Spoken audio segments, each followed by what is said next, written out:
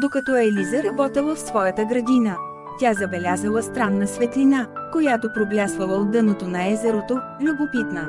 Тя се приближила и видяла малка, блестяща перла, която сякаш я призовавала. Елиза внимателно взела перлата и усетила как магическа сила преминава през нея. С тази нова сила, Елиза можела да създава не само цветя, но и да лекува болни растения и животни.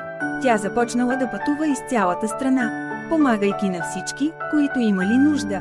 Хората я нарекли вълшебната градинарка и я обичали заради нейната доброта и щедрост. Един ден, докато пътувала през далечна гора, Елиза срещнала старец, който бил много болен и слаб. Той й разказал, че бил пазител на древен вълшебен лес, който бил прокълнат от зла вещица. Елиза решила да помогне и използвала своята магическа перла, за да премахне проклятието. Старецът бил толкова благодарен, че й подарил вълшебен амулет, който можел да изпълнява желания. Елиза използвала амулета, за да създаде още повече градини и да помогне на още повече хора.